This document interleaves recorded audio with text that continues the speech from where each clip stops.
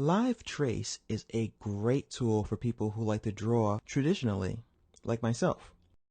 I'm going to open a recent file, and this is simply called thief.psd. It's an artwork that I created on simple typing paper, and then I traced over it with a regular old Sharpie marker. I can also have used something like Higgins Black Magic ink with a brush, which I often use, but in this case I just used a marker. Now, since this artwork is pretty much a solid piece of art, there's no way to really use the direct selection tool to select any of these color regions to color.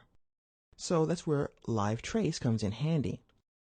Once you select your artwork, by the way, you'll notice that your tools will change up here because Illustrator is kind of smart and it realizes that you want to trace something.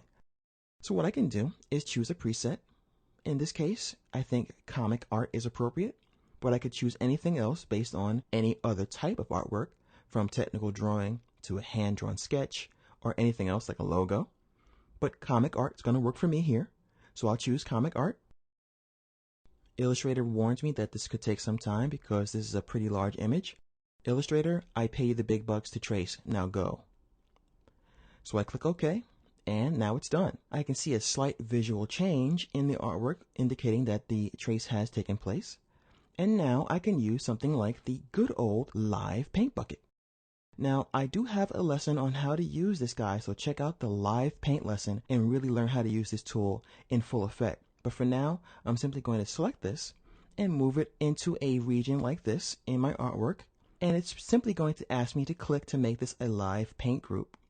When I click, it's going to give me another dialog box. I get a lot of these. I mean, it's like, what is up, Illustrator? Stop warning me about everything. I'm okay.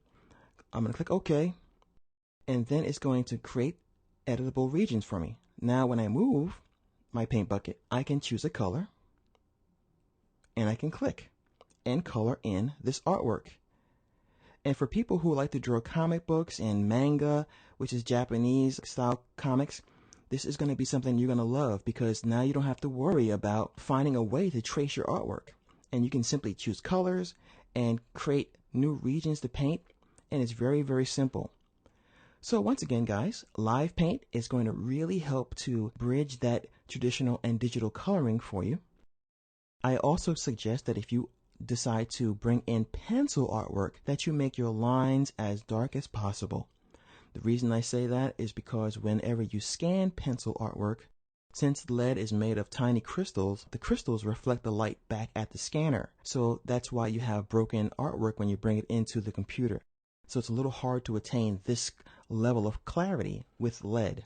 So make sure you really press down and make that nice and dark.